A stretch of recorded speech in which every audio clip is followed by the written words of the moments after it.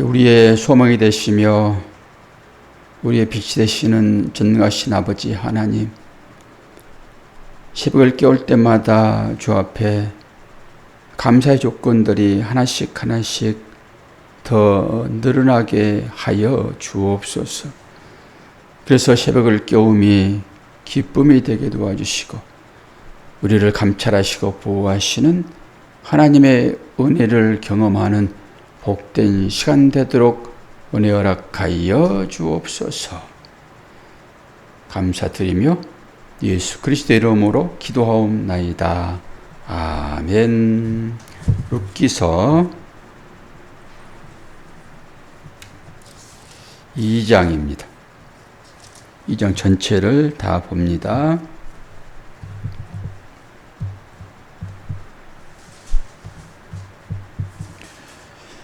나오미의 남편 엘리멜렉의 친족으로 유력한 자가 있으니 그의 이름은 보아스더라.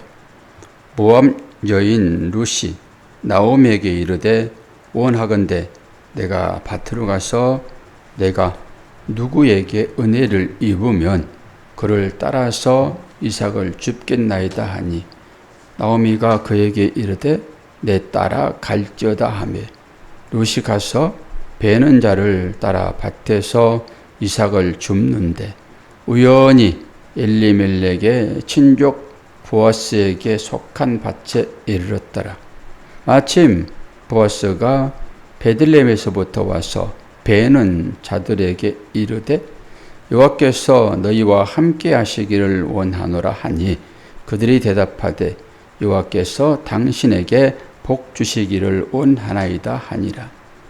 보아스가 베는 자들을 거느린 사한에게 이르되 이는 누구의 소녀냐 하니 베는 자를 거느린 사한이 대답하여 이르되 이는 나오미와 함께 모압 지방에서 돌아온 모압 소녀인데 그의 말이 나로 베는 자를 따라 단 사이에서 이삭을 줍게 하소서 하였고 아침부터 와서는 잠시 집에서 쉰 외에 지금까지 계속하는 중이니이다.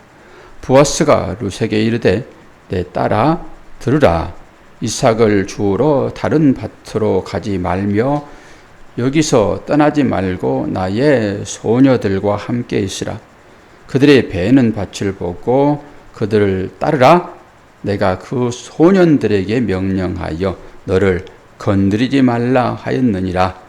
목이 마르거든 그릇에 가서 소년들이 길에서 길러온 것을 마실지니라 하는지라.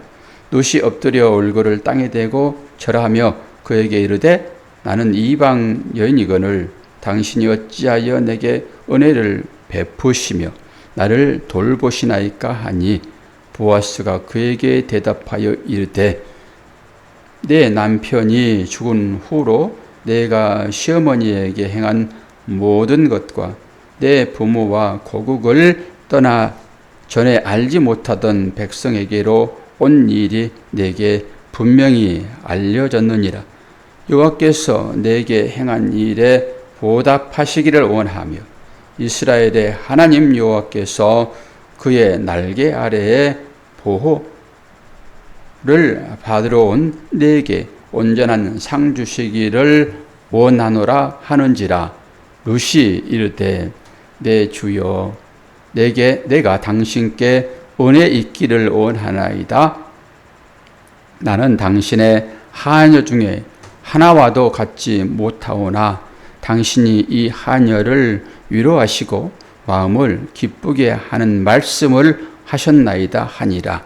식사할 때에 보아스가 룻에게 이르되 이르러 와서 떡을 먹으며 내 떡 조각을 초에 찍으라 하므로 룻이 곡식 베는 자 곁에 앉으니 그가 볶은 곡식을 주매 룻이 배불리 먹고 남았더라.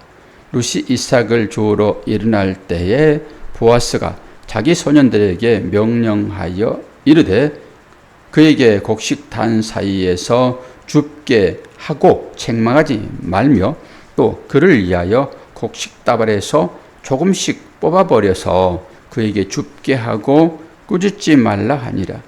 룻이 밭에서 저녁까지 줍고 그 준 것을 뜨니 보리가 한 에바쯤 되는지라. 그것을 가지고 성읍에 들어가서 시어머니에게 그 준 것을 보이고 그가 배불리 먹고 남긴 것을 내어 시어머니에게 드리매 시어머니가 그에게 이르되 오늘 어디서 주었느냐 어디서 이 일을 하였느냐 너를 본즉 돌본 자에게 복이 있기를 원하노라 하니 룻이 누구에게서 일했는지를 시어머니에게 알게 하여 이르되 오늘 일하게 한 사람의 이름은 보아스이다 하는지라. 나오미가 자기 며느리에게 이르되 그가 여호와로부터 복받기를 원하노라. 그가 살아있는 자와 죽은 자에게 은혜 베풀기를 그치지 아니하였도다 하고 나오미가 또 그에게 이르되 그 사람은 우리와 가까우니 우리 기업을 물을 자 중에 하나니이다 하니라. 하나니라 하니라.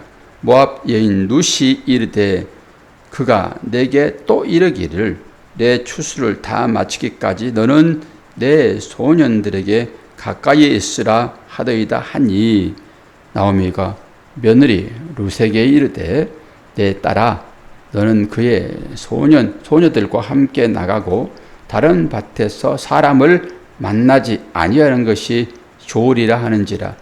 예, 룻이 보아스의 소녀들에게 가까이 있어서 보리 추수와 밀 추수를 마치기까지 이삭을 주우며 그의 시어머니와 함께 거주하니라. 아멘. 사람이 누구를 만나는가 참 중요하지요.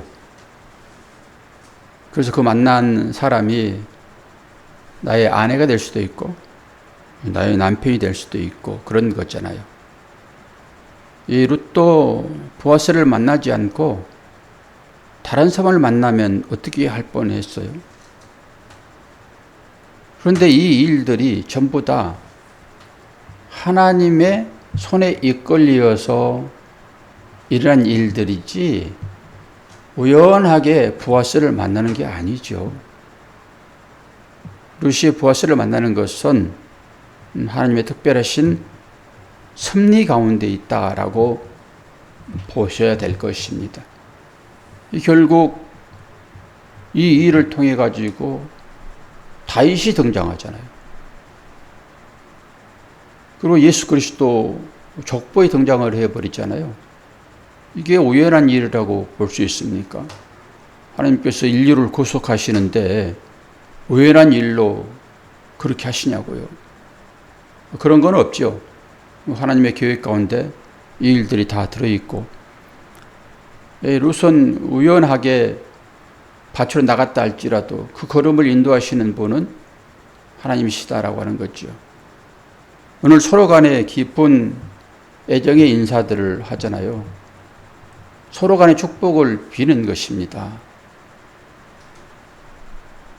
거기에 종들도 보아스도 이 룻에게 축복을 빌고 이 룻도 그들을 향하여 축복을 비는 것은 서로 간의 인사인 것입니다. 그리고 이 이삭을 줍는다라고 하는 것은 약자들에게 베풀어진 하나님의 계명이에요. 이게 율법으로 나와 있잖아요. 고아와 과부와 나그네를 보호해야 할 책임이 이스라엘 사람들에게 있습니다. 당연히 누군가의 도움이 없어서는 살 수 없는 사람들, 신분적으로 고아와 과부와 나그네잖아요. 그러니까 이들이 농사 끝나가는 그 무렵에 이삭을 줍는 것은 권리예요. 책망할 수 없습니다. 누구든지 이삭 다 하고 나면은 추수 다 하고 나면은 이삭을 줍는 거잖아요. 그래서 계명 중에도 그 밭 가장자리를 피지 말라라고 해요. 그게 뭐예요? 나그네를 위한 거잖아요. 저희들도 없이 사는 시절을 겪고 나서 우리는 고구마 밭을 주로 많이 다녔는데 고구마도 캐고 나면은 그 많이 속에 들어있거든요. 뭐 떨군 것도 있지만은 그렇지 않고 깊이 묻힌 거 있어요. 그래서 그걸 찾으려고 고구마 다 캐어버리는 그 밭두덩을 깊게 팝니다. 그러면 거기에서 뚝 잘라지면서 나오거든요. 절반 정도. 그리고 어떤 것들은 또 고라기도 묻혀 있어요. 보통 고구마는 두둑이 묻혀 있는 것입니다. 그런데 고랑 가운데도 묻혀 있는 거거든요. 횡재하는 거지요. 그리고 나락도 마찬가지죠. 나락을 아무리 영사꾼들이 잘 가져간다 할지라도 그 있거든요, 이삭들이. 그것들 줍기도 했는데 그런 거죠, 지금. 이 이스라엘 백성들은 그 이웃을 돕는 그런 마음이 있습니다. 그렇기 때문에 당연히 이삭을 줍는 거고요. 이삭을 주울 때 책망하지 않고 주인은 줍도록 허락을 합니다. 그런데 오늘 보아스를 보면 다르잖아요. 이 소녀의 이야기를 듣고 있습니다. 이가 어떤 사람인지. 나오미가 어떤 사람인지는 다 알았잖아요. 사람들이. 그래서 나오미가 저 모압 땅에 갔다가 다시 돌아왔구나 라고 했을 때 나오미는 어떻게 얘기합니까? 나를 나오미라고 부르지 말아라. 나를 뭐라고 부르라 했습니까? 마라라 부르라. 마라. 나의 삶은 이제 괴로움이다. 쓰다. 실제 그렇잖아요. 남편 죽었지. 두 아들 죽었지. 한 자부는 떠나갔지. 어쨌든 간에 한 자부만 지금 데리고 온 그런 상황인 것이잖아요. 그러니까 인생 자체가 쓰지요. 그래서 보아스는 지금 알아요. 누가 누군지를. 그리고 이 룻에 대한 그 상황을 다 압니다. 그 시어머니를 떠나서 자기가 섬겼던 신을 버리고 이 신을 바꾸는 거잖아요. 오늘 보아스도 그 얘기하지요. 네가 신을 바꿨다. 네 나라를 버리고 이 땅에 왔다. 이런 것이니까 이건 대단한 결기잖아요. 결단이 아니고서야 어떻게 신을 바꿀 수 있습니까? 우리 권사님에게 권사님 하나님 믿지 말고 다른 거 믿으세요. 그러면은 아마 자살하고 말 것입니다. 그런 결기가 우리한테 있지요. 절대 하나님을 부인하지 못하지요. 이런 것입니다. 이 룻도 마찬가지예요. 이게 인간적으로 보게 되면은 이 룻이 대단하기는 해요. 그럼 어떻게 이런 일이 있는가라고 할 때 뭐 신 같은 개념은 다 배제하고 어쨌든 간에 이 나오미가 어떻게 했는가예요. 아니 일반적인 그 시자 들어가는 그거잖아요. 이게 시어머니로서의 그 역할만 했다 하게 되면은 그 시어머니 그러면은 이제 약한 역할이라고 보는 것이니까 그렇다고 그러면은 당장 떠나지요. 뭐 인사 정도는 할 수 있지요. 어떻게 어머니를 떠납니까? 그런데 이 룻은 그러지 않은 거잖아요. 그럼 뭐지요? 이 나오미가 어떻게 살았는가를 또 보는 거죠. 물론 나오미가 남편을 따라서 모압으로 갔어요. 그 당시에 여자는 주권이 별로 없었습니다. 남편에 의해서 모든 것들이 결정되어지는 그런 시대를 산 거잖아요. 나오미는 나오미예요. 근데 이 엘리멜렉이요. 이 사람 이름이 뭐였었어요? 옛날에는 그 기드온이 자기 아들의 이름을 아비멜렉이라고 지었잖아요. 나의 아버지는 왕이다. 그런데 전부 지금 왕싸움인 것이죠. 이 엘리멜렉은 뭐라고 그랬어요? 나의 하나님은 왕이다 이런 거예요. 지금 멜레크가 왕이거든요. 나의 하나님은 왕이다 라고 하는 신앙 고백이 이 가운데 들어있는 거잖아요. 그러면 그는 어디에 살아야 됩니까? 예루살렘에 살아야 돼요. 예루살렘에. 그런데 예루살렘이 기근이 들어가지고 그가 어디로 내려갑니까? 모압으로 내려가죠. 모압으로. 거기서 다 죽는 거잖아요. 아니 우리 믿음의 조상이라고 하는 아브라함은 어땠습니까? 또 이삭은 어땠습니까? 힘들 때마다 애굽으로 내려가잖아요. 배가 고프면 뭐 할 수 없지. 뭐 내려가야지 어떡합니까? 아프면 병원을 가듯이. 그런 식이죠. 뭐. 믿습니다. 라고 그냥 죽어요. 그러니까 그거를 보는 거지요. 이 엘리멜렉이 예루살렘에 있어야 될 사람인데 그가 가족을 데리고 지금 어디를 갔어요? 모압 땅, 이방 땅으로 내려간 거잖아요. 그 자체로 놓고 보면은 그건 불신앙이라고 보면 되는 것이고 이름만 하나님을 찾는 그런 거예요. 의미상으로 보게 되면은. 그런데 우리는 그 과정 중에서 하나님의 은혜를 경험해야 되잖아요. 사람이 어떤 것인가를 여기에서 보는 거지요. 사람이 어떤 것인가. 아무리 거창하게 하나님의 이름을 부르고 라고 살더라도 자기가 위기에 빠지게 되면은 하나님을 부인하고 모압으로 내려가 버리는, 애굽으로 내려가 버리는 이것이 이 사람들의 실체다라고 하는 것이죠. 근데 오늘의 이제 중심은 이제 부하수가 등장을 하는 것이니까 부하수라는 이름은 재빠름, 민첩하다 이런 의미가 있거든요. 그리고 부하수는 구원자로 등장을 하는 것입니다. 구원자로. 거기에서도 그리스도 모형을 이제 볼 수 있어야 되잖아요. 그리고 여인을 아주 불쌍하게 여기는 그 마음이 부하수에게 좀 있는 거죠. 물론 룻의 행실이라고 하는 것이 이제 다 소문에 의해서 알려졌잖아요. 그리고 부하수는 이제 나오미가 누군지를 알기 때문에 생각을 아마 했을 거예요. 그 당시에 이스라엘 백성들에게 전통적으로 그 수혼제도 아실 것입니다. 이게 고엘이라고 얘기를 하는 거거든요. 계대결혼입니다. 이게 뭐예요? 형수치사. 그러니까 형이 죽으면은 형수가 내 부인 되는 거 이거거든요, 지금. 이게 고엘이라고 하는 것입니다. 당연히 이 지금 보아스는 나오미의 친척이라니까요. 그러니까 누군가가 책임을 져야 되는 거예요. 이 가문에 대해서. 그걸 생각을 안 하겠습니까? 그래서 뒷부분에 가게 되면은 이제 그 얘기가 등장을 해요. 그리고 결국 룻을 아내로 삼잖아요. 그게 고엘 제도예요. 기업을 물을 그럴 자. 그래서 보아스가 예수 그리스도로 나타나고 있다라고 이제 보시면 되는데요. 오늘 11절 하나를 이제 보면서 설교를 마칠 거예요. 11절. 11절 보면은 이제 보아스가 얘기를 해요. 보아스가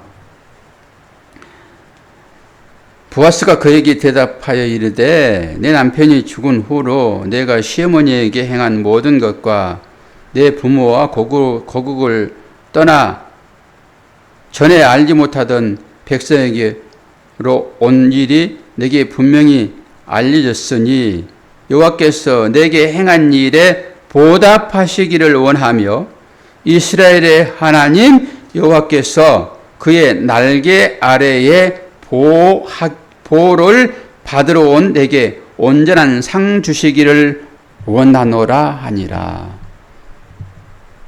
여기 날개, 이 날개는 이스라엘 백성들이 애굽에서 나올 때 그 단어를 써요. 그 단어를 출애굽기 19장 4절을 보게 되면은 이 독수리 날개로 너희들을 업어서 하나님께서 옮기셨다라고 할 때 이 날개를 쓰는 거거든요.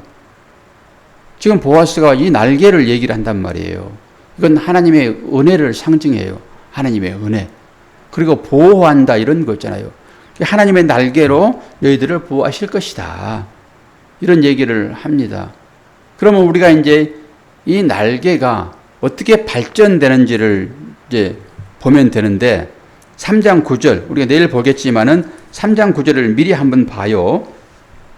3장 9절을 보면은 이르되 내가 누구냐 하니 대답하되 나는 당신의 유종 루시오니 당신의 옷자락을 펴 당신의 여종을 덮으소서 이는 당신이 기업을 물을 자가 됨이니이다. 이 기업 물을 자가 여기서 나오잖아요. 그리고 뭘로 하라고 그래요? 날개로 옷자락입니다. 이게 옷자락으로 나를 덮으소서 이런 거예요. 지금 이 단어를 똑같이 쓰고 있어요. 카나프라는 단어입니다.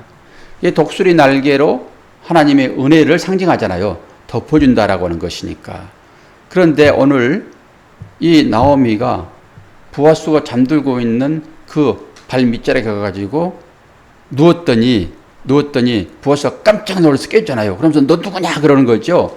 그랬더니 보아스가 하는 얘기가 당신의 옷자락으로 나를 덮으소서. 뭘 얘기하는 것입니까? 결혼 얘기하는 거예요. 지금 청혼하는 것입니다. 다른 얘기로 당신은 당연히 그 일을 해야 돼요 라고 하는 거예요. 이걸 나오미에게 들었겠지요. 보아스가 어떤 사람인지. 기업 물을 자 맞으니까 당신 회피하지 말고 나를 당신의 아내로 삼으세요 라고 하는 강력한 권고가 들어있는 것입니다.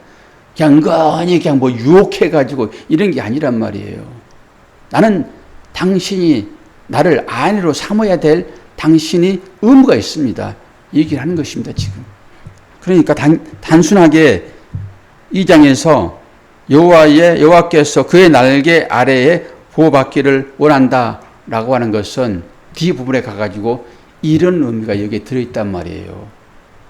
내가 여호와로부터 은혜를 입었고 나도 그 은혜에 대하여 귀여운 물을 자가 돼가지고 너를 내가 아내로 삼겠다라고 하는 의미가 여기에 들어있단 말입니다. 이것도 또한 사랑 얘기이지요. 예수 그리스도가 당신의 사랑하는 백성을 신부로 삼아서 결혼하겠다. 보아스가 지금 그 역할을 하고 있는 것이죠. 오늘 지금 사사기를 보는 과정 중에서 사사기를 마치고 이제 사무엘로 들어가는 과정 중에서 이 룻기를 보고 있는 거잖아요. 이건 지금 어느 시대입니까? 사사시대예요. 사사시대에 이런 일이 지금 있는 거거든요. 사사시대는 하나로 표현하게 되면 어떤 일입니까? 왕이 없으므로요. 그리고 자기 속은대로 살았다라고 하는 거잖아요, 지금. 그런데도 불구하고 그 가운데서 이 결혼 얘기가 등장을 합니다. 이게 하나님의 사랑으로 우리를 덮어내시는 그런 거예요. 어제 제가 병원 가겠다고 말씀을 드리고 그 기도를 부탁을 드리고 우리 장로님은 그 새벽 시간에 목사님 힘내시라고 밥 사준다고 그래가지고 콩나물 해장국집에 여기 24시간 하는 데가 두 군데 있거든요. 거기 가가지고 밥 한 그릇 얻어 먹지라고 갔는데 문 닫아가지고 또 다른 데도 갔는데 또 문 닫았어요. 밥은 먹지는 못했으나 우리 장로님의 마음이 따뜻했습니다. 그리고 이제 병원에 아내와 같이 병원에 가려고 그러는데 이거 진통제를 먹지 않아도 그렇게 아프지는 않아요. 약간 저림이 있기는 하는데 근데 그건 견딜 수 있을 만한 거잖아요. 진통제를 먹을 만큼 그렇게 아프면 못 견딥니다, 사실.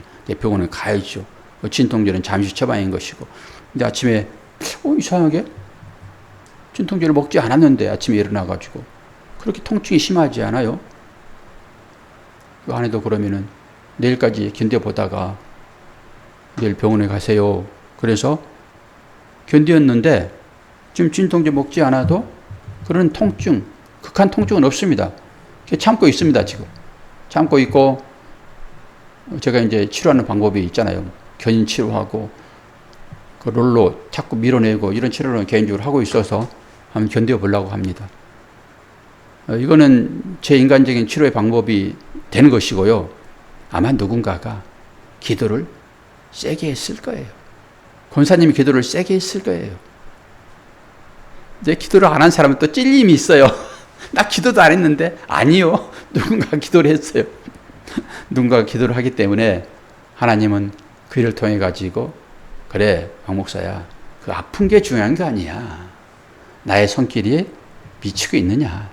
이걸 깨달으면은 사도 바울의 고백도 나오지 않니? 네 은혜가 족하다. 약한 데서 나는 너에게 나를 드러내. 그러니까 그건 생각하지 아니하고 무조건 그냥 일념으로 고통에서만 해방되게 해주세요 라고 하나님께 따지게 되면은 안 되잖아요, 우리가.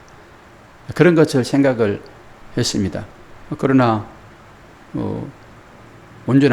이제는 온전하게 치유되지는 않습니다. 제가 허리가 계속 안 좋아요. 아침에 일어나게 되면 허리 때문에 한참을 기를 펴고 그러는데 이게 너무 다른 쪽이 아프니까 허리 아픈 것은 싹 도망갔어요. 근데 이게 조금 이제 좀 잦아드니까 아침에 일어나면 또 기지개를 펴야 되고 막 움직여야 되고 그런 건 있어요. 그래서 제가 뭐라고 했습니까? 소망이 크면은 작은 것들은 잊어집니다 라고 하는 거거든요. 경험에서 나오는 소리들입니다, 다들. 여러분도 삶이 그렇게 만만치는 않을 것입니다. 그런 가운데서도 날개로 덮으시는 그 하나님, 그 하나님 은혜 가운데 계심을 여러분들의 삶 가운데서 확인하시기를 바랍니다.